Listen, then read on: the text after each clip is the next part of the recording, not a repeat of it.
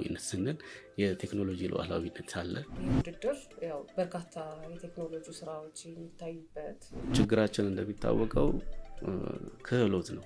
የፈጠራ ሀሳቦችን ከማበረታታት አንጻር የራሱ የሆነ አስተዋጽኦ ይኖረዋል። ያን ማድረግ የሚችለው እጅ ነው፣ የተፍታቱ እጆች ናቸው። ወቅቱ የሚጠብቀውን ያህል እየሄደ ነው ወይ? በፀሐይ ኃይል የሚሰራ የዳቦ መጋገሪያ። ብዙ የፈጠራ ሀሳቦች ሊኖሩ ይችላሉ፣ የፈጠራ ስራዎች ሊኖሩ ይችላሉ። እነሱ ግን ባክኖ እንዳይቀሩ ከስር የሚመጡትንም ትውልድ በዚህ አይነት ውድድር ውስጥ አሳልፈው የመሸለም የማበረታታት። ጤና ይስጥልን ተመልካቾች፣ የፋና ፖድካስት ወቅታዊ ዝግጅታችን ነው። በዛሬው ወቅታዊ ዝግጅታችን አራተኛው የሀገር አቀፍ የክህሎት ውድድር ዋና አብይ ጉዳያችን ነው። የስራና ክህሎት ሚኒስቴር ከተጠሪ ተቋማቱ ጋር በመተባበር ያዘጋጀው ይህ አራተኛው የሀገር አቀፍ የክህሎት ውድድር የዛሬው እንግዲህ ቆይታ አጀንዳችን ነው የሚሆነው። በሱ ጉዳይ ነው እየተወያየን ቆይታ የምናደርገው። ከተባባሪ አዘጋጆቹ ወይም ከተጠሪ ተቋማቱ መካከል አንዱ ከሆነው ከኢፌዴሪ የቴክኒክና ሙያ ስልጠና ኢንስቲትዩት እንግዳ ጋብዘናል።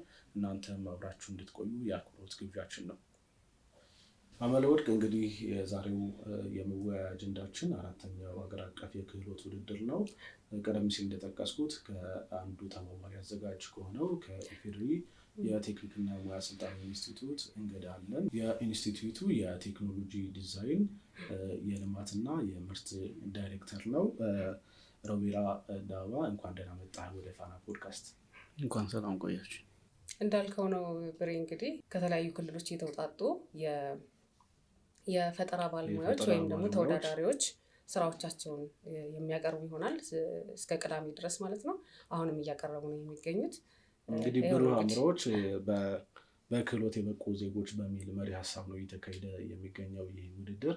እንግዲህ በውድድሩ ላይ በተለይ ችግር ፈቺ የሆኑ በርካታ የፈጠራ ስራዎች እየቀረቡ ናቸው። በአንዳንድ ኢንተርፕራይዞች የተመረቱ ምርቶችም ለገበያ ቀርበዋል። ጎን ለጎን ደግሞ የፓናል ውይይቶችም እየተካሄዱ ነው የሚገኙት እና እንደ ውድድሩ ሂደቱ ምን ይመስላል ከሚለው እንጀምራለን። እንግዳችን ወደ አንተ እንመጣለን። እሺ፣ አመሰግናለሁ በጣም። ይሄኛው ሀገር አቀፍ የክህሎት ውድድር አራተኛው ዙር ነው በሀገር ደረጃ ሲካሄድ።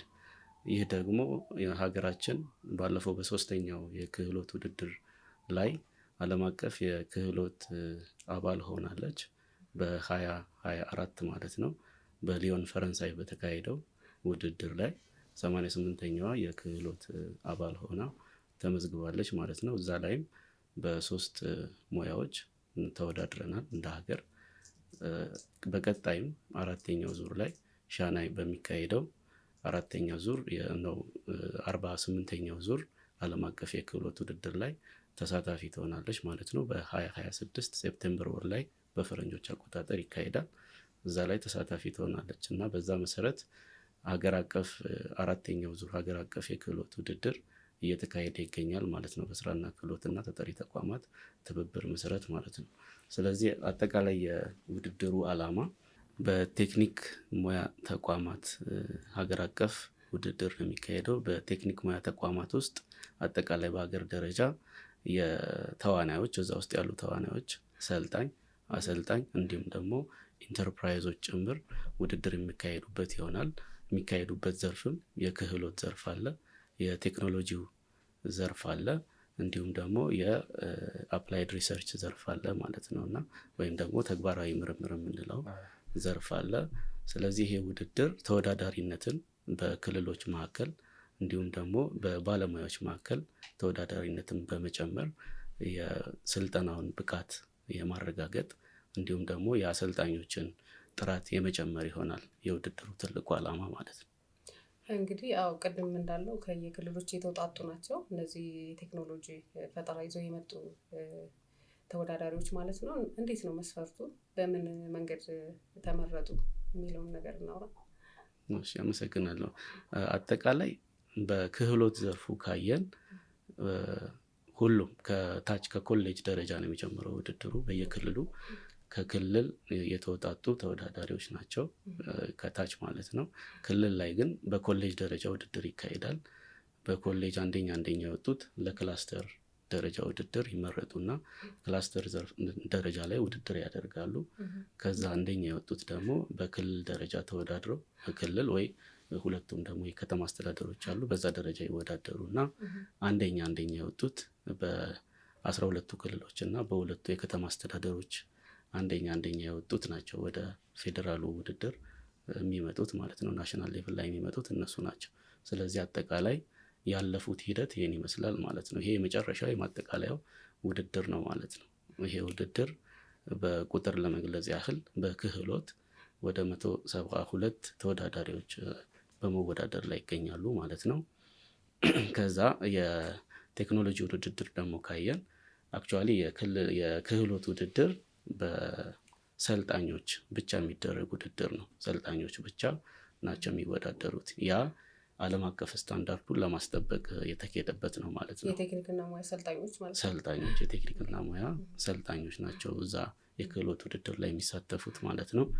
ከዛ የቴክኖሎጂ ውድድር ላይ ግን ሁለቱም ሰልጣኞችም አሰልጣኞችም የፈጠሩትን የፈጠራ ቴክኖሎጂ ይዘው ቀርበዋል ማለት ነው።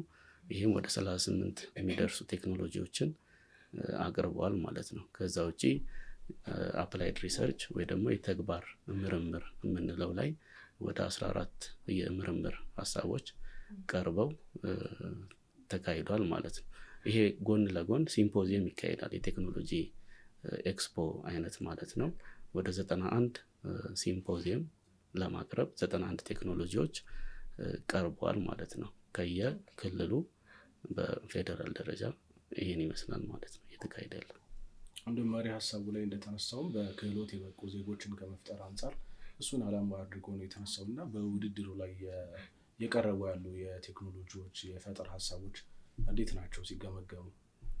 የቴክኖሎጂውን ካየን ካለፉት ለምሳሌ ከ3ኛ ከ2ኛ የሚሆን ከአንደኛው ዙር የተሻሻሉ ነገሮች ይሄ ውድድር የፈጠረው ኢምፓክት የሚታይበት ነው በግልጽ ማለት ነው። እና ካለፉት ዙሮች የተሻሻሉ ምርቶች እየቀረቡበት ያለበት ሁኔታ ነው ያለው። ይሄ ማለት ከውጪ የሚገቡትን ምርቶች በመተካት ሂደት ላይ ትልቅ ዋጋ አለው ማለት ነው። የቀረቡትን ቴክኖሎጂዎች ካየን አብዛኛው ኢምፖርት ሰብስቲቲዩሽን ላይ ትልቅ ኢምፓክት አላቸው። ያ ደግሞ ፎሬን ከረንሲን ያድናል ማለት ነው። ከውጭ የምንገዛቸውን ነገሮች ሚኒማይዝ ያደርግልናል ማለት ነው። እና እንዲሁም ደግሞ በራሳቸው ለየት ያሉ ፈጠራዎችም አሉ። ይሄን ይመስላል ማለት ነው። አሁን ከየክልሎች የመጡት ተወዳዳሪዎች አሉ። ቅድም ስለ መስፈርቱ ማውርተናል እና መስፈርቱ እንትን ብለው አልፈው ያን መስፈርት አሟልተው መጥተው እየተወዳደሩ ነው። ከዛ በፊት ግን ክትትል ይደረጋል ወይ ማለት ብቃቱ እንዲኖራቸው ለነሱ ክትትል የሚደረግበት አካሄድ አለ ወይ? ኢንስቲትዩቱ የሚደግፍበት መንገድ እንዴት ነው የሚለውን ነገር አክቹዋሊ እያንዳንዱ ፌዝ ላይ ያለፉበትን ሂደት ለማጥራት ክትትል ይካሄዳል። የኮሌጅ አስተባባሪዎች አሉ። በኮሌጅ ደረጃ ለሚደረገው ውድድር ያ ከክልሉ ቀጥታ ክትትል ይደረጋል ማለት ነው። ክልል ሪጅን ላይ ለሚደረገው ውድድር ብቻም ሳይሆን ከታች ከኮሌጅ ክላስተር ላይም እኛም ድጋፍ እናደርጋለን ቀርበን ማለት ነው። ውድድሩ በሚካሄድበት ቦታም በመሄድ የውድድሩን ጥራት እና የሚቀርቡትን ቴክኖሎጂዎች እንዲሁም ደግሞ ክህሎት የተሻለ ክህሎት ያለው ሰው ወደ ሀገር አቀፍ ውድድር እንዲገባ ይረዳን ዘንድ ሁሉንም ስቴፕ ድጋፍም ይደረጋል ማለት ነው። አንድ ሰልጣኝ እንበልና በክህሎት ውድድር ከሆነ የሚወዳደረው የመጀመሪያውን ፌዝ የኮሌጁን ካለፈ በኋላ ወደ ክላስተር ከመሄዱ በፊት ድጋፍ ይደረግለታል። እዛ ውድድር ላይ የታየውን ክፍተት ለመሙላት እንዲቀጥል ክፍተቶች ይኖሩታል አይደል? ፐርፌክት ሆኖ አይደለም አንደኛው ወጥቶ የሚያልፈውና ያንን እዛ ጋር የታየውን ክፍተት ለመሙላት ስልጠናዎች በክልልና በክላስተር አስተባባሪዎች በኩል ተቀናጅቶ ድጋፍ ይደረጋል። ከዛ ከክላስተር ወደ ክልል አልፈውም ሲመጡ ልክ እንደዛው ለክልሉ ውድድር ዝግጁ እንዲሆኑ ድጋፍ ይደረጋል ማለት ነው። ከዛ በኋላ ወደ ሀገር አቀፍ ውድድር ከመቅረባቸው በፊት ክልሎች ተወዳዳሪዎቻቸውን ለማብቃት ጥረት ያደርጋሉ ማለት ነው። እና ይሄን ይመስላል። ስለዚህ የተሻሉ ተወዳዳሪዎች በክህሎትም በቴክኖሎጂም እንዲሁም ደግሞ በአፕላይድ ሪሰርቹ ይቀርባሉ ወደ ሀገር አቀፍ ደረጃ ይህን ሂደት አልፎ ማለት ነው። እንደው ቅድም ሲገለጽ እንደነበረውም እነዚህ ናቸው እኮ አይደለ ከውጭ መቶ ምርቶችን ሁሉ እስከ መተካት የደረሰውን ኮምባይነሮችን አይተናል። እንግዲህ ይሄ በጣም እንትን ነው ከውጭ ነው እንዳለ ኢምፖርት የሚደረገው እሱ ከብዙ ነገር አንጻር አስተዋጽኦ ከፍተኛ ነው ግምት አለኝ። እንደዚህ አይነት ቴክኖሎጂዎች ናቸው እየተሰሩ ያሉት እና አንድም እንደዚህ አይነቱ ውድድር የፈጠራ ሀሳቦችን ከማበረታታት አንጻር የራሱ የሆነ አስተዋጽኦ ይኖረዋል ብዬ ገምታለሁ። እዛ ላይ የተስተዋሉትስ እንደ ምንድን ናቸው የፈጠራው የሚጠሩ አይነት የፈጠራ ውጤቶች? ለምሳሌ እንበልና ከቴክኖሎጂዎቹ ካየን ከመጡት ውስጥ ካየሁት ማለት ነው ከታዘብኩት በፀሐይ ኃይል የሚሰራ የዳቦ መጋገሪያ ማሽን ያመጣ ልጅ አለ። ከዛም ባሻገር ከዌስት ፉድ እና እንዲሁም ደግሞ ከዌስት ማቴሪያል ነዳጅ የማምረት ሂደት ያለፉ ቴክኖሎጂዎች አሉ። እንጨት መሰንጠቂያ አለ። ለምሳሌ እንጨት መሰንጠቂያ ከውጪ ነው ማሽኑን የምናስገባው፣ እዚህ ሀገር ውስጥ የተሰራ አለ። ፊዚካሊ ብታዩት ጥሩ ይሆናል እናንተም ብንጎበኝ ማለት ነው። እና የተለያዩ የፕላስቲክ ሪሳይክሊንግ ማሽኖች አሉ። የምግብ የተለያዩ ማሽኖች አሉ ብቻ እና ይሄን ይመስላል ማለት ነው ቴክኖሎጂ። ይሄ ውድድር አሁን ለሀገር ውስጥ ጠቀሜታ የሚውሉ ቴክኖሎጂዎችን ከማቅረብ ባሻገር ደግሞ ተወዳዳሪዎቹ ራሳቸው በዓለም አቀፍ ደረጃ ተወዳዳሪ እንዲሆኑ መልካም እድል የሚፈጥር ይመስለኛል። ከዚህ አንጻርስ ምን ይላሉ? አዎ ቅድም ለማንሳት እንደሞከርኩት የቴክኖሎጂ ውድድሩ እዚህ የሚቀርብ ቢሆንም የክህሎት ስኪል ውድድሩ ወደ ዓለም አቀፍ ደረጃ ውድድር ነው። ስታንዳርዱንም በዛ መሰረት ለማዘጋጀት ለዓለም አቀፍ ውድድሩ ይዘጋጃሉ ማለት ነው። ስለዚህ አሸናፊ የሚሆኑት ማለት ነው። ግን የዓለም አቀፍ ውድድሩን ክራይቴሪያ የሚያሟሉ ማለት ነው። አሸናፊነት ብቻም ሳይሆን ወደ ዓለም አቀፍ ውድድር ስንሄድ የእድሜ ገደብም ስላለ እና ሌሎች ክራይቴሪያዎችም ስለሚኖራቸው ያንን የሚያሟላ አሸናፊ እና እንዲሁም ደግሞ የተሻለ ውጤት ያላቸው ይሄዳሉ ማለት ነው። ዓለም አቀፍ ስኪል ኮምፒቲሽኑ በአብዛኛው እድሜ ገደብ ወደ 25 አካባቢ ለተለያየ ክህሎት የተለያየ እድሜ ገደብ ቢኖርም አብዛኛው ግን ከ25 በታች ነው የሚሉትና ያንን መስፈርት ያደረገ ሚት ያደረገ ሰው ወደዛም ድረስ እንዲሄድ ነው ጥረት የምናደርገው ማለት ነው። ያንን መሰረት አድርገን ነው መጀመሪያም ስንመርጥና ኦኩፔሽኖቹን ወይ ደግሞ ክህሎቶቹን ስንመርጥ ለውድድር አብዛኛው ዓለም አቀፍ ክህሎት ላይ ያሉትን ውድድሮች ነው የመረጥነው ማለት ነው። ክህሎቶች ማለት ነው ስንመርጥ። እንግዲህ ውድድሩ ከሚያዚያ ቅድም እንዳልነው ከሚያዚያ 27 ጀምሮ ነው የተጀመረው እስከ ግንቦት 2 ማለት አሁን ፊታችን ቅዳሜ ማለት ነው እስከዛ ነው እየተደረገ ያለው ነው። ይህ ውድድር ያው በርካታ የቴክኖሎጂ ስራዎች የሚታዩበት ከውጭ የሚገቡ ምርቶችን ሊተኩ የሚችሉ በርካታ የፈጠራ ውጤቶች እየተስተዋሉ እንደሆነም ያው አንስተዋል ማለት ነው። ከዚህ አንጻር ምን ገመገምክ? ያለው ውድድር እንዴት ነው? ለውድድር የቀረቡት ማቴሪያል እቃዎቹ እንዴት ናቸው? ቴክኖሎጂዎች በጣም ሊተኩ የሚችሉ ናቸው ነው እንዳንተ ግምገማ እንዴት ናቸው? አዎ አብዛኛው ችግራችን እንደሚታወቀው ክህሎት ነው። የትኛውም ክህሎት ያለውን ዲስካሬጅ በማድረግ ነው የምንታወቀው እንደ ማህበረሰብ እና ለምሳሌ እንበል የልብስ የሚሰራ ሸማኔን ምንጠራበት እንትን ይኖራል። ልክ እንደዛው ብረት ቀጥቅጦ ቢላ የሚሰራን እንትን ዲስካሬጅ እናደርጋለን። የማበረታታት ነገር የለንም ክህሎት ላይ ማለት ነው። ስለዚህ ክህሎት ስኪሉ በትክክል ካለ የምናመርታቸው እያንዳንዱ ለምሳሌ ኮንስትራክሽን ክህሎት ፐርፌክት ከሆነን የምናያቸው ለምሳሌ ቀለም ቅብ ቀላል ሙያ ይመስለን ይሆናል ምናልባት የፊኒሺንግ ስራ ላይ ማለት ነው።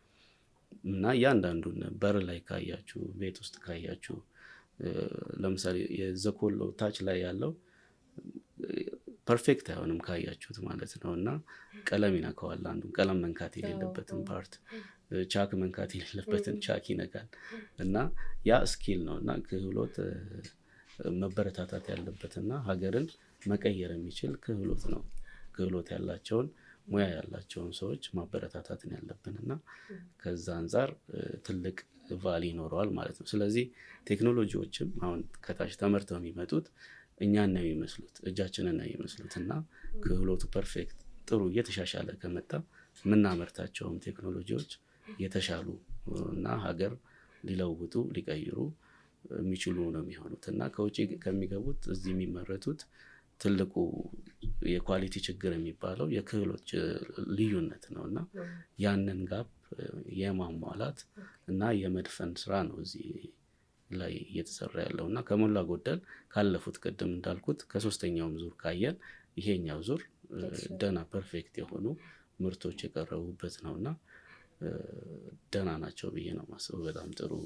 ቀናቱ ደግሞ በየቀኑ ስያሜዎች አሏቸው። የመጀመሪያው ቀን እንደውም ሚያዝያ 7 ስለነበር የአርበኞች ምናልባት ሚያዝያ 7 የአርበኞች ቀን ስለነበር ሊሆን ይችላል እሱ እንደዛ ነበር ሲከበር የነበረውና ቀናቶቹ ስያሜያቸው ከምን አንፃር ነው የተሰጣቸው የሚለውን ደግሞ በዝርዝር እንመልከት። የመጀመሪያውን ቀን ካየን ሚያዝያ 7 ነው የአርበኞች ቀን ነበረና ያንን ታሳቢ ባደረገ መልኩ ነበረ የአርበኝነት በክህሎት የሚለው የተሰጠው ማለት ነው። እንደሚታወቀው ሀገራችንን አባቶቻችን አስረክቦናል፣ በየትኛውም ተጽዕኖ አስጠብቀው አስረክቦናል እና እኛ ያ ፍሪደም አለን። ስለዚህ የሚጠበቅብን ምንድነው? በላባችን ሀገራችንን ደግሞ ከኢኮኖሚ ጥገኝነትና ባርነት ነፃ የማውጣት ነው። ያን ማድረግ የሚችለው እጅ ነው፣ የተፍታቱ እጆች ናቸውና በክህሎት የበቁ ዜጎች ናቸው። ያንንም ታሳቢ በማድረግ ነው ያ ቅድም ስትል የነበረው መሪ ቃል ያለም ማለት ነው እና ያንን ታሳቢ በማድረግ ነው የመጀመሪያውን ቀን አርበኝነት በክህሎት የሚለው የመጣው ማለት ነው። ስለዚህ ሌሎቹንም ቀናት ለምሳሌ ለመጥቀስ ያህል ሁለተኛው ቀን የዲጂታል ተወዳዳሪነት ቀን ነው የሚለውና የዲጂታል ተወዳዳሪነት ቀን አብዛኛው ነገር ወደ ዲጂታል ሆኗል እና እንደምታውቁት አብዛኛው ነገር በስልኮቻችን በእጃችን ገብቷል። ስለዚህ ያንን ታሳቢ በማድረግ በሀገር አቀፍ ደረጃ 5 ሚሊዮን ኮደርስ የሚል ኢኒሼቲቭ አለ በጠቅላይ ሚኒስትሩ በኩል የተነሳ ማለት ነው እና ያንን ኢኒሼቲቭ ታሳቢ በማድረግ ከሚደረጉ ውድድሮች አንዱ ዲጂታል ዘርፍ ላይ ያለ ውድድር ስለሆነ ያንን ታሳቢ ያደረገ ነው ሁለተኛው ቀን የዲጂታል ተወዳዳሪነት ቀን የሚለው የመጣው ማለት ነው እና ሶስተኛው አንድነት በክህሎት ነው የሚለውና አንድነት በክህሎት ማለት ካየን አንዱ ሙያ ለአንዱ ሙያ ድጋፍ የሚሆን ነው። ለምሳሌ እንበልና ግንበኛው ለኤሌክትሪክ ሰራተኛው ልክ እንደዛው ነው። ኤሌክትሪክ ደግሞ ለኤሌክትሮኒክስ እንትን የሚል ነው እና አንዱ ከአንዱ ጋር የተያያዘ ነው። ክህሎት አንዱ ከአንዱ ጋር ባለው ተጣማጅነት ነው። ከዛ የተነሳ አንድነት በክህሎት የሚል ሶስተኛው ቀን ያለን ማለት ነው። ከዛ አራተኛው ቀን አረንጓዴ ክህሎት ቀን ነው እና አረንጓዴ ክህሎት ስንል በታዳሽ ኃይል የሚሰሩትን እንዲሁም ደግሞ ከተረፈ ምርቶች የሚገኝ ኃይልን ታዳሽ ኃይልን ታሳቢ ያደረገ እንዲሁም ደግሞ የአረንጓዴ ልማቱን ታሳቢ ያደረገ ቴክኖሎጂዎችን መሰረት አድርጎ ነው የአረንጓዴ ክህሎት የሚለው ቀን።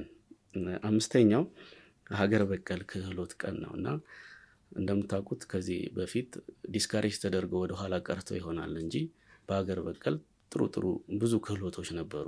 ለዛም ነው አክሱምን ቆሞ የምናየው፣ ላሊበላን የምናየው፣ እንዲሁም ደግሞ የጅማ አባጅፋር የተለያዩ ቦታዎች ብንሄድ ብዙ ክህሎቶች እንደነበሩና ጥበብን ካየን የሀገር ባህል ልብስን ካየን ልክ እንደዛው። ስለዚህ እነዛን ዲስካሬጅ ሲደረጉ የነበረውን ኢንካሬጅ ማድረግ የምንችልበት ያን ታሳቢ ማድረግ የምንችልበት ቀን እንዲሆን ነው እና ስድስተኛው ቀን ክህሎት ለኢትዮጵያ ከፍታ የሚል ነው እና የመጨረሻው ቀን እንደመሆኑ የተወዳዳሪዎቻችንን ከፍ የምናደርግበት ክህሎት ያላቸውን ሰዎች በከፍታ የምናይበት እና ያ በዝቅታ የነበረውን አስተሳሰብ በተቻለ መጠን ትተን ለሀገራችን ሉዓላዊነት ትልቁ ማለት ይሄ ሉዓላዊነት ስንል የቴክኖሎጂ ሉዓላዊነት አለ፣ የኢኮኖሚ ሉዓላዊነት፣ ያንን ማስጠበቅ የምንችልበትን ታሳቢ እንድናደርግና እነዛን ተወዳዳሪዎች የምንሸልምበት ቀን ከመሆኑ አንጻር ነው የስያሜ የተሰጠው ማለት ነው። ይህን ይመስላል 6ቱ ቀን። እንደው ከሆን በዓለም አቀፍ ደረጃ የሀገራት የውድድር መድረክ የሆነው የኢኮኖሚ ሉዓላዊነት የዲጂታል ዘርፉ ነው እና ከዛ አንጻር በክህሎት የዳበረ ዜጋ መፍጠር ሚናው ቀላል አይሆንም እና ይህ ውድድር ከዛ አንጻር የሚያበረክተው አስተዋጽኦም ትልቅ እንደሚሆን ይሰማኛል። ያው ጊዜውም የቴክኖሎጂ ነው። አብረን ከቴክኖሎጂው ጋር መራመድ ስላለብን ከዛ አንጻር የሚለውን ነገር ብናየው እንደው ኢትዮጵያ ራሱ እኮ የኢኮኖሚ ሪፎርም ሰርታ በምትንቀሳቀስበት በዚህ ወቅት አንዱ የኢኮኖሚ ሪፎርም አውታሩ እኮ ዲጂታል ማድረግ ነው አይደለ? እሱ እንደው ከሱ አንጻር ይሄኛው ውድድርና ዲጂታሉ ላይ ያለው እንቅስቃሴ ምን ይመስላል? በተለይ ነገሮችን ዲጂታላይዝ ከማድረግ አንጻር በዚህ ውድድር ላይ የተወሰኑ የፈጠራ ሀሳቦች እስካሉ ወቅቱ የሚጠብቀውን ያህል እየሄደ ነው ወይ የሚለውን ነገር አክቹዋሊ አብዛኛው ነገር ቅድም ስለ እንደነበረው ወደ እጃችን መዳፍ ገብቷል እና በክህሎቱ ዘርፍ ካየን ያንን የዲጂታል ቴክኖሎጂዎችን ላይ ውድድር የሚያደርጉ ዘርፎች አሉ። ለምሳሌ ዌብ ዴቨሎፕመንት፣ ዳታቤዝ አድሚኒስትሬሽን የሚባል አንድ ኮምፒተንሲ አለ። እዛ ላይ ውድድር ይካሄዳል ማለት ነው። እንዲሁም ደግሞ በሃርድዌር ኔትወርኪንግ ሰርቪስ ላይ ውድድሮች አሉን። በኤሌክትሪካል ዘርፍም ልክ እንደዛው ቢልዲንግ ኤሌክትሪካል ኢንስታሌሽን እና ሌሎች ዘርፎች አሉ።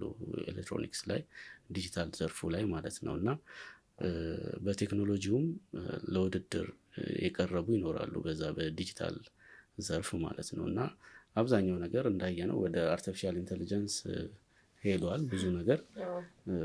ስለዚህ ያንን ታሳቢ ያደረገ ነው ያንንም ለማበረታታት እነዚህ ውድድሮች እየተካሄዱ ያሉት ማለት ነው እና ሀገርም ትልቁ የውድድር እንትን ሆኗል። ካያችሁ አሁን ባለፈው ቻት ጂፒቲ ነበረ የአሜሪካው፣ ከዛ ዲፕሲንክ መጣና ሌላ ቶታሊ ዓለምን የገለባበት አይነት እንትን ነበረ እና ቀጣይ ምን እንደሚመጣ የምናውቀው ነገር መገመት አይቻልም። ስለዚህ የበይ ተመልካች ዘመን ቁጭ ብለን እነሱ እንትን የሚሰጡንን ብቻ የምንጠቀምበት እንትን ሊሆን አይገባም ማለት ለምንድን ነው? ተካሄዱት የኢንዱስትሪ አብዮቶች ኢትዮጵያ በጣም ሌት ካቨር ነበረች። ከኋላ ነው ስትመጣ የነበረው።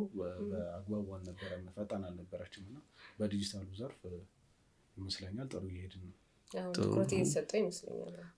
ጥሩ ነው ግን ስቲል ይቀረናል። ለምንድነው አሁን እዛ ላይ የምንጠይቃቸው መልስ የሚሰጠን እያንዳንዱን ካያችሁ ለምሳሌ የምትጠቀሙት ቻት ጂፒቲ የሚሆን ዲፕሲክ ፋይሎች ይይዛል እናንተም ማለት ነው እና እያንዳንዱ ይሄ የአብዛኛው ዳታ ነው። አሁን የዓለም ትልቁ ሶርስ ሀብት የሚባለው ዳታ ነው። ስንት ዳታ አለ፣ ስንት ጂቢ ዳታ አለ ነው እና ስለዚህ ያንን እዛም ዘርፍ ላይ የግድ መግባትና የራሳችንን ሊኖረን ይገባል እንደዚህ አይነት ቴክኖሎጂዎች ማለት ነው እንጂ ብዙ ነገር ላይ ይረዳናል። መጠቀም አንድ ነገር ነው፣ ግን ፈጥሮ ደግሞ እዚህ ማበልጸግ ሌላኛው ነገር ነው እና እሱ ላይም ትልቅ ትኩረት ተደርጎ ሊሰራ ይገባል። በዛ ዘርፍ ያሉትን ልጆችም ማበረታታት ይገባናል ማለት ነው እና አሉ ልጆች እዚህ ሆነው ከውጭ ኤምፕሎይ ተደርጎ ኦንላይን የሚሰሩ ልጆች ብዙ ልጆች አሉ። ስለዚህ እኚህ ከስር የሚመጡትንም ትውልድ በዚህ አይነት ውድድር ውስጥ አሳልፈው የመሸለም የማበረታታት ከኋላ የሚመጣውን ጥሩ እንትን ይኖረናል ማለት ነው ለወደፊት እንዳገር። እንዳልከው ነው አሁን ቴክኖሎጂው በፍጥነት እየተለዋወጠ ነው። ምን እንደሚፈጠር አታውቅም፣ በፍጥነት ይቀያየራል እና ከዛ አንጻር ከታች ያሉት ከተማሪዎች ከሃይ ስኩልም ሊሆን ይችላል ከኮሌጅ ጀምሮ እነዚህ የፈጠራ ክህሎት ያላቸውና ኢንተረስት ፍላጎት ያላቸውን ልጆች ለማግኘት ኢንስቲትዩቱ እንዴት ነው እየሰራ ያለው? ከታች ስለሚጀምር ሁሉም ነገር ክትትልና ድጋፍ የማድረጉ ነገር ከታች ጀምሮ ነው ወይ የሚለውን ነገር ነው። አክቹዋሊ በእንትን ደረጃ በተቋም ደረጃ ከታች ያሉትን ድጋፍ እናደርግበት አንድ ማዕከል አለ፣ የሳይንስና ኢንጂነሪንግ ሴንተር ማለት ነው። ከዛ ውጪ ክህሎት ኢትዮጵያ የሚባል አንድ ፕሮግራም አለን። የኢንኩቤሽን ፕሮግራም ነው። ማንኛውም ፈጠራ አለኝ የሚል ሰው በሀገር ደረጃ ትክክል መሆኑ ፈጠራው ተጣርቶ ገብቶ ቴክኖሎጂውን አበልጽጎ እስከ ማርኬታቢሊቲው ድረስ ሰፖርት እናደርጋለን ማለት ነው። በተቋም ውስጥ ያለ በኢንስቲትዩት ውስጥ ያለ የክህሎት ኢትዮጵያ የሚባል ፕሮግራም አለ እና ፈርስት ባች ሰመር ካምፕ 1 ተብሎ የተጀመረ ፕሮግራም ነበረ እና በዛ ኦልሞስት ወደ 90 የሚያክሉ አይነት ቴክኖሎጂዎች በልጽገዋል እዛ ፕሮግራም ውስጥ ማለት ነው። ያንን ፕሮግራም ሪኔም ተደርጎ በቋሚነት ክህሎት ኢትዮጵያ በሚል ፕሮግራም በልጽጓል ማለት ነው እንደንትን። ስለዚህ ያንን ሴንተር የሚያግዝ የክህሎት ባንክ እንደ ሀገር ደረጃ በዛ በክህሎት ኢትዮጵያ በኩል በተቋሙ ተቋቁሟል። በቅርብም ተመርቆ አገልግሎት በመስጠት ላይ ይገኛል ማለት ነው እና እዛ ስኪል ኢትዮጵያ ፕሮግራም ውስጥ ክህሎት እንዲህ አይዲያ ያላቸው በሀሳብ ደረጃ የሚሆን የበለጸገ ፕሮቶታይፕም ያላቸው ቢሆን አድቫንስ የሆነ ነገር እጃቸው ላይ ካለ አብረን ከልጆች ጋር እንሰራለን ማለት ነው እና እየተሰራ እንዲያድጉ ሶፍት ስኪልም ሃርድ ስኪልም ስልጠና ይሰጣቸዋል። ሶፍት ስኪል ማለት የቢዝነስ አለ አይደል፣ ያስተሳሰብ፣ የሀገር ፍቅር እንደየእንትኑ እንዳሉበት ደረጃ ስልጠናዎች ይሰጣሉ። ከዛ ውጭ ደግሞ ሃርድ ስኪል ስልጠናዎች ይሰጣሉ። ያ ማለት የሶፍትዌሮች የማሽን ኦፕሬሽን ምናምን እንደዛ አይነት ስልጠናዎች ይሰጡና የበቁትን እቃ ይቀርብላቸዋል በዲዛይናቸው መሰረት ማለት ነው። አድቫይዘር መድበን የሚያማክራቸው ሰው መድበን ዲዛይን ሰርተው ምናልባት የሚያሻሽሉት የሚያስተካክሉት ነገር ካለ ድጋፍ ይደረግላቸው እና እስከ ምርት ሄዳችሁ ብታዩት ጥሩ ነበር። ይሄ ክህሎት ባንክ ውስጥ ይገባና ኤግዚቢት ይደረግና የተለያዩ የተሸጡም አሉ በዚህ ቀደም ማለት ነው። ለምሳሌ ዲጂታል ቅድም ስንል ከነበረው ብንወስድ የአይኦቲ ቤዝድ ኢሪጌሽን ሲስተም ነበረ እና ከመስኖና ቆላ ሚኒስትር ጋር አብሮ ተኩነው ያንን ቴክኖሎጂ አዩት፣ ትእዛዝ ሰጡ ማለት ነው እንዲመረትላቸው። እንዲሁም ደግሞ የመኖ ማቀነባበሪያ ጋር የብዙ ሚሊዮን ብሩን አልነግራችሁም ብቻ ብዙ ነው ለቀጥታ ለእነዚህ ስንልክ ለነበራቸው ኢንኩቤት ላደረግናቸው ልጆች የተገኘ ፕሮጀክቶች ናቸው ማለት ነው። በዛ መሰረት ሌሎችም አንዱ ድጋፍ ነው። ስለዚህ ከዚህ ማሸናፊ የሚሆኑት የቴክኖሎጂዎች ወደዛ ድጋፍ ሽልማት ሳንጠይቅ ምንድነው ሽልማት የሚለውን ነገር አልጠየቅንም። ኦኬ ሽልማት አንደኛ፣ ሁለተኛ፣ ሶስተኛ የወጡትን እንሸልማለን። ስለዚህ አንደኛው ሽልማት የእውቅና ስነስርዓት ነው የሚሆነው። ለተወዳዳሪዎቹ እውቅና ሰርቲፊኬት እንሰጣለን። ከዛ ውጭም የገንዘብ ድጋፍ በየደረጃቸው የገንዘብ ሽልማት ይኖራል ማለት ነው። እሱንም አማውንቱን አጠይቂ። ስለዚህ ከዛ ውጪ ለክልሎች አጠቃላይ ላመጡት ክልሎች በክልል አንደኛ ወጣ፣ ሁለተኛ ወጣ እንዲሁ ሽልማት እንሰጣለን ማለት ነው። እንደ ክልል ሽልማትና እውቅና ይሰጣል ማለት ነው እና ለተወዳዳሪዎች ደግሞ እንደ አንዱ የሽልማት ሂደት ወደዚህ ወደ ኢንኩቤሽን ሲስተም ውስጥ ታቅፈው ድጋፍ በቀጣይነት የሚያገኙበት ሂደት ይኖራል ማለት ነው። በዓለም አቀፍ ደረጃም እኮ ለመወዳደር እድሉ ያገኛሉ አይደለ? ተጠቀስ እንደነበረው እንግዲህ በየአካባቢው ብዙ የፈጠራ ሀሳቦች ሊኖሩ ይችላሉ፣ የፈጠራ ስራዎች ሊኖሩ ይችላሉ። እነሱ ግን ባክነው እንዳይቀሩ ይሄ አይነቱ አገር አቀፍ የክህሎት ውድድር መዘጋጀቱ ትልቅ አስተዋጽኦ ያለው ይመስለኛል። እንደው ከዛ አንጻር አንተ የታዘብከው አለ? እውነት ነው። እንደ እንትን ብዙ ቴክኖሎጂዎች ይመጣሉ። ከጎናቸው ሆኖ በዘላቂነት ትክክል ሀገር የሚቀይር ቴክኖሎጂ ነው ብለው ሰፖርት የሚያደርግበት ሚንስ የለም። አሁንም እዚህ ፕሮግራም ላይ እንዳልኩት ቴክኖሎጂውን እናበለጽጋለን፣ ኮመርሻላይዝ ለማድረግ እንጥራለን፣ ፋይናንስ ለማፈላለግ የተለያዩ ተቋማት ጋር አብረን ለመስራት ማለት ነው። እንዳልኩት ለየትኛውም ተወዳዳሪና ለየትኛውም ለኢንኩቤሽን ፍላጎት ላለው ክፍት ነው ማዕከሉ እንደ ማዕከል ማለት ነው እና መጥተው ያልኩትን ድጋፍ ካገኙ በኋላ ፋይናል ኤግዚት ሜቶዱ ላይ የሁሉንም ባለድርሻ አካላት ድጋፍ ይፈልጋል። ያንን ስል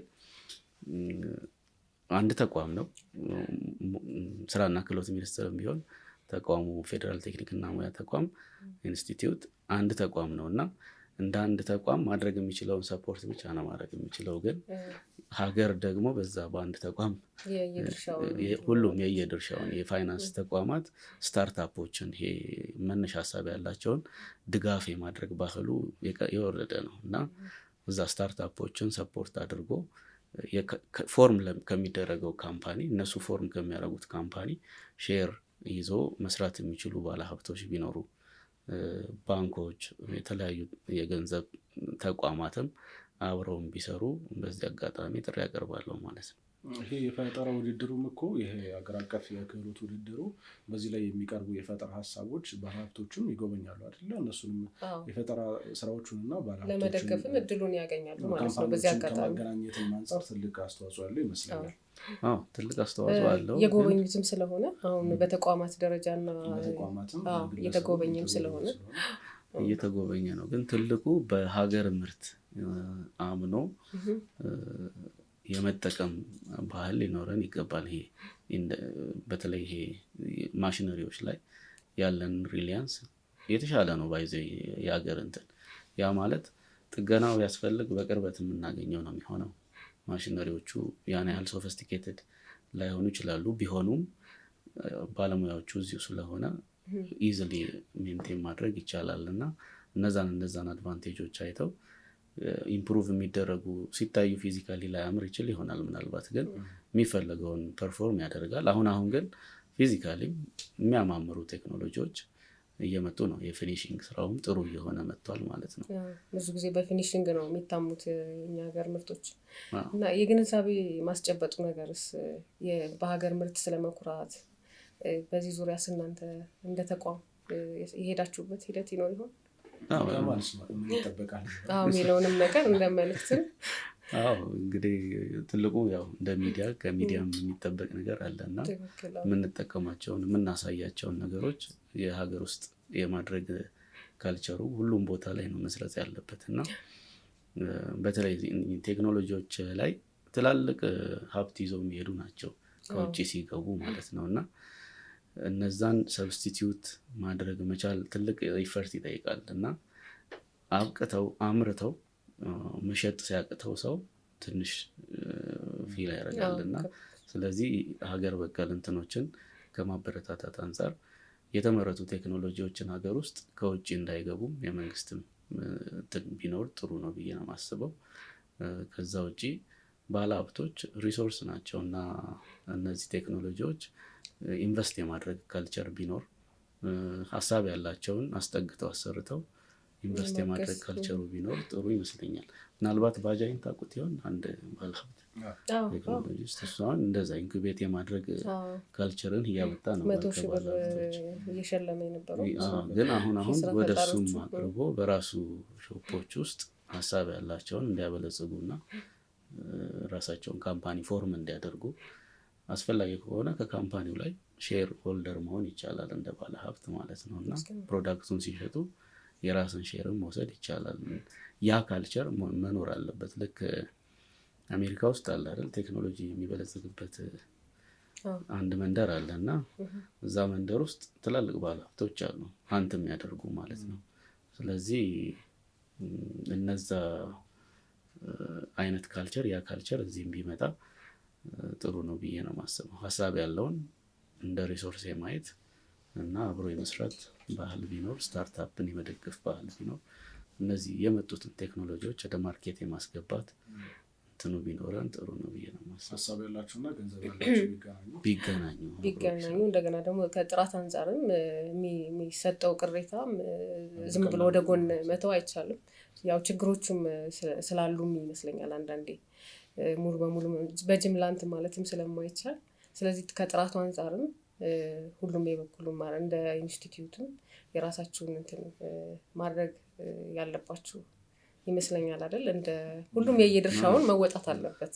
እኛ እያደረግን ያለነውን እሱ ነው። ምናልባት በሀሳብ ደረጃ ያላቸውን እንደ ሀሳብ ሲያበለጽጉ ግን ኳሊቲውን የጠበቀ ምርት እንዲያመርቱ ነው እየሞከርን ያለ ነው እና ያ ግን ድጋፍ ይፈልጋል የግድ ማለት ነው። እኛ ማድረግ የምንችለውን መጀመሪያ ለምሳሌ MVP ይሄ ሚኒመም ቪያብል አይነት ፕሮዳክት እናመርታለን። ከዛ ግን በማስ ለማምረት እንትን ይፈልጋል፣ ካፒታል ይፈልጋል እንትን ማለት ነውና ስለዚህ እኛ የምንሄደው እንዳልኳችሁ እስከ እንትን ነው። ይሄ ፕሮዳክት ያመርታሉ ኢቨን ኢንተርፕራይዝ ድረስ ፎርም እንዲያደርጉ እናደርጋለን፣ ድጋፍ እናደርጋለን፣ ፍቃድ ምናምን ድጋፍ እናደርጋለን። ደን ካፒታሉ ነው እንትን የሚሆነው። እሱን ደግሞ ያው ባለሀብቶች ይገቡበታል ብለን እናስባለን። አሁን የተጎበኝም ስለሆነ እያዩትም ስለሆነ በዚህ አጋጣሚ ባለሀብቶች እገዛ ማድረግ አለባቸው። የሚሰራ ሰው መታገዝ አለበት። ይሄን ሀገርም ትልቅ ድጋፍ ስለሆነ ማለት ነው። እንደ ስራና ክህሎት ይሄንን እዚህ እኛ ተቋም ላይ ያለውን በየክልሉም በየተቋማቱም ሪፕሊኬት የማድረግ ስራ ይሰራል። አሁን እየሰራም ይገኛል ማለት ነው።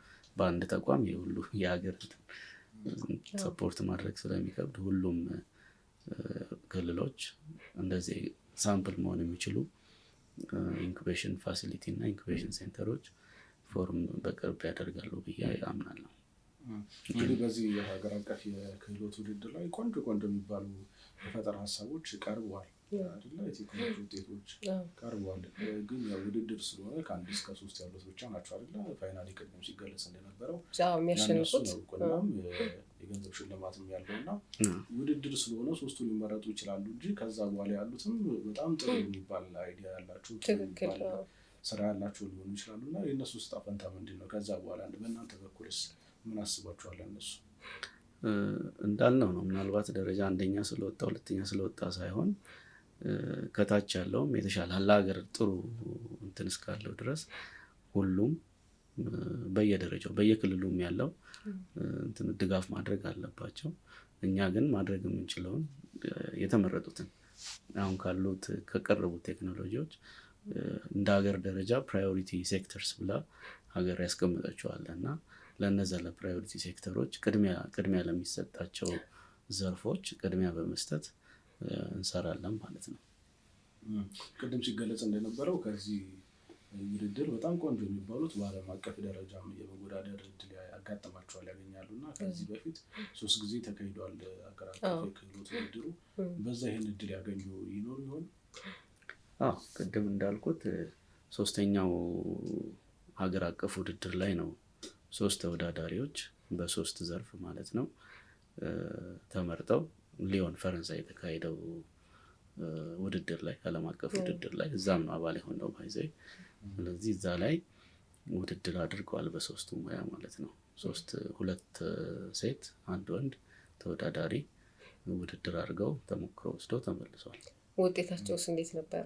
እንግዲህ ዓለም አቀፉ ጋር ያለንም ውድድር የሚያሳይም ነገር ስለሆነ በእነሱ ኮንሰርና እሱን አይተን ያው ጀጅ ማድረግ ባይቻልም ግን ደግሞ እንዴት ነበረ ውጤታቸው ማለት ነው? እዚህ ምናልባት ክህሎት ላይ ዓለም አቀፍ ውድድር ላይ የሚወዳደሩበትን ፋሲሊቲ የተሟላም ነው። አድቫንስድ አይነት ውድድሮችም ሊሆን ይችላል። አክቹዋሊ ያንንም አቴን ለማድረግ እየተገነባ ያለ ማዕከል አለ። ውድድርና የስኪል የሚካሄድበት አንድ ማዕከል በስራና ክህሎት ሚኒስቴር በኩል እየተገነባ ያለ ፋሲሊቲ አለ። ያንን የዓለም አቀፍን ደረጃ ለመጠበቅ ለሚደረግ ጥረት አለና እንደ ጅምር 3ኛው ዙር ሀገር አቀፍ ውድድር ላይ የነበሩ ተወዳዳሪዎች ወደዛ ሲሄዱ እንደ ጅምር የተገኘው ውጤት ጥሩ ነው። ያን ያህል የሚያስከፋ አይደለም እና ግን ያንን የኳሊቲውን የመጨመር የውድድር በዘርፍ ደረጃ እንኳን ኔሚንጉን ጭምር ማለት ነው በዛ ዓለም አቀፍ ውድድር ላይ የሚካሄዱትን ዘርፎች የመጠበቅ ስራ ተሰርቷል በአሁኑ ማለት ነው። እና ሲመረጡ ሙያዎቹ 22ቱ ሙያዎች በተቻለ መጠን ኦልሞስት 20 አካባቢው ዓለም አቀፍ እንትኑን የጠበቀ አይነት ውድድር ለማድረግ ነው ትራይ የተደረገው እና ማቴሪያልም በተቻለ መጠን ካለፈው ውድድር ግብአቶችም ለማሟላት ተጥሯል ማለት ነው በአሁኑ ውድድር። ስለዚህ ወደ ዓለም አቀፍ ውድድር ከመሄዳቸው በፊት ግን ውድድሩ ዓለም አቀፍ ከመሆኑ አንፃር እዛ ጋር የሚጠብቃቸውን አይነት ፋሲሊቲ እናንተን ሙሉ በሙሉ ባይሆንም ያሟላ አይነት ስልጠናና የተወሰነ ድጋፍ እናደርጋለን ወደዛ ከመሄዳቸው በፊት ማለት ነው። ያው ከክፍተታቸው ብዙ ነገር መማር ይቻላል። አሁን እንደቀጣይም ብዙ ነገር ያስተምራል ብለን ነው የምናስበው። እሱን ሲቀጥል ደግሞ ይሄ ውድድሩ በየ2 ዓመቱ መሰለኝ የሚካሄደው እና ከዛ ባጠረ በአመት ወይም በ6 ወር ማድረግ አይቻልም ወይ? ማለት ብዙ የፈጠራ ባለሙያዎችን ለማውጣት እንዴት ነው የታሰበው? የውድድሩ ጊዜ እንዴት ነው? 2 ዓመት የተደረገው ከዓለም አቀፍ ስታንዳርድ ነው ማች ለማድረግ ማለት ነው። ዓለም አቀፍ ውድድር በየ2 ዓመቱ ስለሚደረግ አይ ቲንክ አሁን ለ48ኛ ጊዜ ነው የሚካሄደው እና ዓለም አቀፍ ውድድሩ ያንን ለመጠበቅ ነው በየ2 ዓመቱ እንዲካሄድ የተወሰነው ማለት ነው። እኛ ገና በጣም ገና ነን ማለት ነው። ለ4ኛ ጊዜ ነው ገና ያቀረብነው። ለ48ኛ ጊዜ በጣም ልዩነት ይደረሳል። አይ ትልቁ ነገር መጀመር መቻሉ እና የዛ የዓለም አቀፍ ውድድርም አባል መሆኑ ይሄ የስልጠናውን ጥራት ከማስጠበቅ አንፃር ያ ማለት የአሰልጣኝም ጥራት ግብአትም ከማስተካከል አንፃር ራስን ተመልሶ የማየትና እዛ ላይ ለመስራት ለዚህ ለቴክኒክ ተቋማት ትልቅ ሮል አለው ማለት ነው። የግድ ውድድሩ ላይ መጡ ለምሳሌ አዩት ያለውን ፋሲሊቲ ያለው አክቹአሊ የሚመጡትን እንትኖች ይሄን ማሽን አላውቀውም ሊል ይችላል ተወዳዳሪ። ይሄንን አላውቅም እዚህ እንኳን እኛ ጋር እንኳን ያሉትን ተወሰነውን ማያውቁ ይኖራሉ እና ለምሳሌ ኮንቬንሽናል ሌዝ ሊኖር ይችላል በማሽኒንግ በማኑፋክቸሪንግ ሲኤንሲ ሌዝ አይተው ላያውቁ ይችላሉ። እዚህ ሲመጡ ድንግርግር ሊላቸው ይችላል። ስለዚህ እነዛን ፋሲሊቲዎች በየተቋማቱ የማሟላት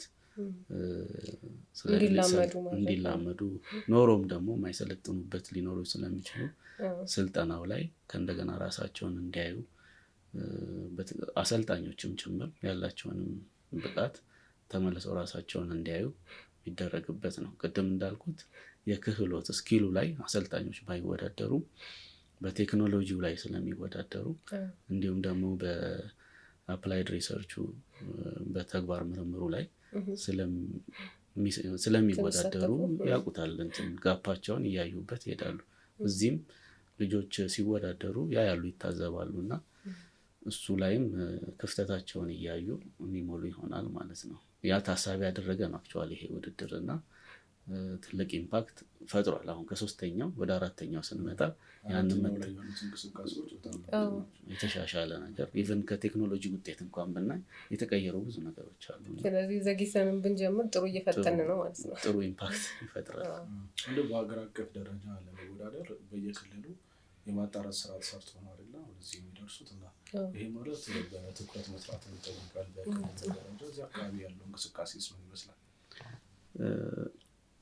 አብዛኛው ክልል ኦልሞስት ሁሉም ባንል አብዛኛው ክልልና ከተማ አስተዳደር ሲሪየስሊ ነው የሚሰሩት ይሄንን ስራ ማለት ነው እና ከኮሌጅ ጀምሮ እስከ ክልል እስኪደርስ ድረስ በቅርበት ነው እኛም እንከታተላለን። የደረሰበትን በቅርበት ነው ነገሮችን የሚከታተሉት ማለት ነው። የጎደላቸው ግብአት ካለ የማሟላት ይሰራሉ ክልሎች ማለት ነው እና እያንዳንዱ ኮሌጅ ላይ በአብዛኛው ኮሌጅ ላይ ውድድሩ እንደተካሄደ ነው የምናስበው እና ድጋፍ ተደርጎ ነው ወደዚህ የሚመጡት ማለት ነው በክልል ደረጃ። ስለዚህ ክልሎችም የፉክክር መንፈሱ ትልቅ ነው። ግቢ ውስጥ ካየ እኔ ነኝ አንደኛ የምወጣው እኔ ነኝ። ያ ማለት ይሄም ነው የሚፈለገው ክልሎች መካከልም ውድድር፣ ተወዳዳሪዎች መካከልም ውድድር እንዲኖር ፉክክር። ያ ማለት የስልጠና መነቃቃት ይመጣል። የስልጠና ጥራት ላይ ሲያሰለጥኑ ተቋማት በትክክል የጎደላቸውን እየሞሉ እንዲሄዱ ያደርጋል ማለት ነው እና ትልቅ እንትን አለው ክልሎች ላይ። እንግዲህ እስካሁን 3 ዙር ውድድሮች ተካሂደዋል። አሁን 4ኛው ነው። ከነዛ 3 ዙር ውድድሮች ምን ተማርን? ምን ክፍተት ነበር? በ4ኛው ውስጥ እንዴት ሞላ ነው? ይሄኛውን 4ኛው ዙርስ ምን ልዩ ያደርገዋል? እዚህ 3ኛ ዙር እስኪደርስ ድረስ የተወሰነ የግብአት ክፍተቶች ነበሩ። ስለዚህ ቀድሞ የመዘጋጀት ለምሳሌ እዚህ ውድድሩ የሚካሄድበት ትልቅ ሪሶርስ ይፈልጋል። ውድድሩን ለማካሄድ የኮንስትራክሽን ተወዳዳሪ ስትራክቸራል ተወዳዳሪ ቢኖር ውድድሩን ካየን የፌሮ ይኖራል፣ ብሎኬት፣ ብሪክ ይኖራሉ። እነዚህ ሲሚንቶ፣ አሸዋ፣ ጠጠር እነዚህን ሁሉ ግብአቶች ቀድሞ የማሟላት ይጠይቃል እና ያ ክፍተት እንዳይፈጠር እነዛን ጥሬ እቃዎች ቀድመን የማሟላት ስራ ተሰርቷል። ከዛም ውጪ የተወሰኑ ማሽኖች ጥገና የሚፈልጉ ይኖራሉ ለውድድሩ ማለት ነውና ከዚህ ቀደም በነበረው ክፍተት ይፈጠር ነበር በተወሰነ መልኩ። አሁንም ከክፍተት ነፃ ነን እያልኩ ሳይሆን በተቻለ መጠን ግን ማሽኖቹ ቀድመው ጥገና እንዲደረግላቸው ተደርጓል ማለት ነው። በሚቻለው መልኩ አብዛኛው ማሽን ጥገና ተደርጎ ለውድድሩ ዝግጁ ሆኗል ከጥሬ እቃም ባሻገር ማለት ነውና በዚህ የተሻለ የሆነ የኮምፒቲሽን እንትን ፈጥረናል ማለት ነው። ከዛ ውጪ ሙያዎቹም ከዚህ ቀደም ሲደረግ የነበረው ከዓለም አቀፍ እንትን ጋር የማነጻጸር ስራ ሳይሰራ ነው ሙያዎች ተመርጠው ውድድር የሚካሄድባቸውና በአሁኑ ግን ከዓለም አቀፍ የውድድር ካሉት ኮምፒተንሲዎች ተነስተን ነው ሙያዎቹ የተመረጡት አብዛኛው። ስለዚህ በዛ ይለያል ማለት ነው። አብዛኛው ሙያ ለዓለም አቀፍ ውድድሩ ዝግጁ በሚሆን ደረጃ ነው ማለት ነው። ይሄ ለየዋል ካለፉት እንግዲህ ተሳትፈው ነበር። በሶስተኛው ሄደው ያሸነፉ ተወዳዳሪዎች በዓለም አቀፍ ደረጃ የመሳተፍ እድሉ ነበራቸው። ያ ነገር ደግሞ ትልቅ ነገር ነው። ክፍተታችንም የሚያሳይ ነገር ይኖረዋል ማለት ነው። ጥሩ ነገራችንም ያሳያል። ያን ነገር ተሞክሯቸውን እንዲያጋሩ ለሌሎች የተደረገበት ሁኔታ ይኖራል። ያው አሁን እንግዲህ ከዚህ ውድድር አሸናፊዎች አሁን ከሚካሄደው ውድድር አሸናፊዎች ልምዳቸውን እንዲያጋሩ እናደርጋለን ማለት ነው። ሄደው የመጡት አንደኛ ተወዳዳሪዎች ብቻም ሳይሆኑ አስተባባሪዎችም አብረው ሄዱ ነበሩና ያንን ልምዳቸውን ለነዚህ ተወዳዳሪዎች እንዲያጋሩ እናደርጋለን ማለት ነው። ኦኬ የቀጣይ እቅዳችሁ አድርጋችሁታል ማለት ነው። አሪፍ ነገር ነው። እንግዲህ በጣም ቆንጆ ውይይት ነበረን። ሀገር አቀፍ የክህሎት ውድድሩን በተመለከተ ጥሩ ሀሳብ እያነሳን እያንሸራሸርን ቆይታ አድርገናል። ተመልካቾች ብዙ እንደሚማሩበት ተስፋ እናደርጋለን። እንግዳችን ከፌዴራል ቴክኒክና ሙያ ስልጠና ኢንስቲትዩት ስለመጣ እጅግ አድርገን እናመሰግናለን። አመለ ወርቅና እኔም ብርሃን አበራ አብረናችሁ ነበርን። ተመልካቾቻችን አብራችሁን ስለቆያችሁ እጅግ አድርገን እናመሰግናለን። ጤና ይስጥልን።